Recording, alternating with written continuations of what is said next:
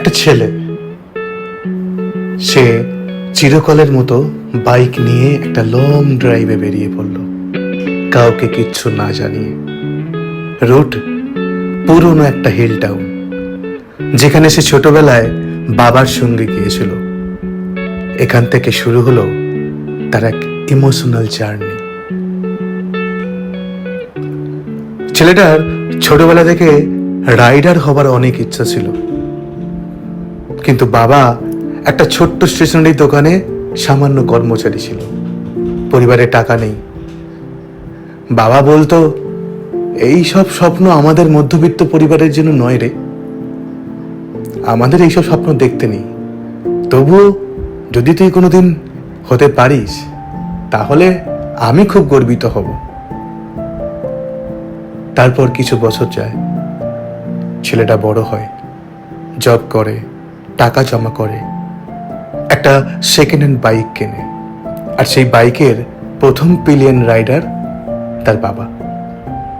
কিন্তু একদিন বিকেলবেলার একটা ছোট্ট অ্যাক্সিডেন্টে তার বাবা প্রাণ হারায়, এবং তার সাথে সেই ছেলেটার বাইক রাইড করার স্বপ্ন আধুরা থেকে যায়।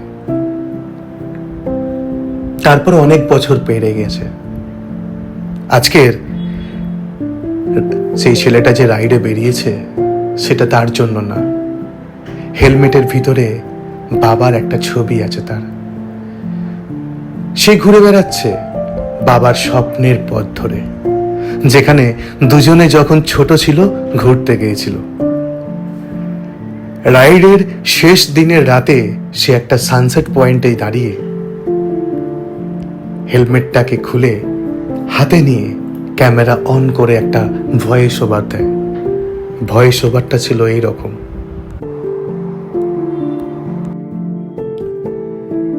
বাবা, তুমি বলেছিলে যে আমাদের মতো মধ্যবিত্ত পরিবারের ছেলেদের রাইডার হওয়ার স্বপ্ন দেখতে নেই, তবুও যদি কোনোদিন আমি রাইডার হতে পারি সেদিন তুমি আমাকে নিয়ে খুব গর্বিত হবে।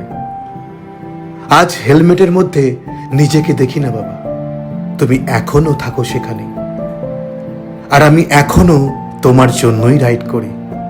কারণ ভিক্টরি পোস্টের মতো আমি তোমাকে এখনো অ্যানাউন্স করতে পারি না।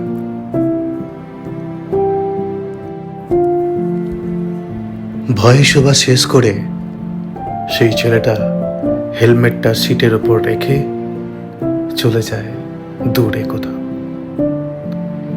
তার সেই ভেজা চোখ নিয়ে। এই গল্পটা আমার জন্য ছিল না, এই গল্পটা আমার না, হয়তো কোনো এক গরিব ঘরের ছেলের। কিন্তু এরকম স্বপ্ন তো আমাদের অনেকেরই থাকে, তাই না? আর পরিবারের জন্য নিজের খুশিকে অনেক সময় বিসর্জন দিতে হয়।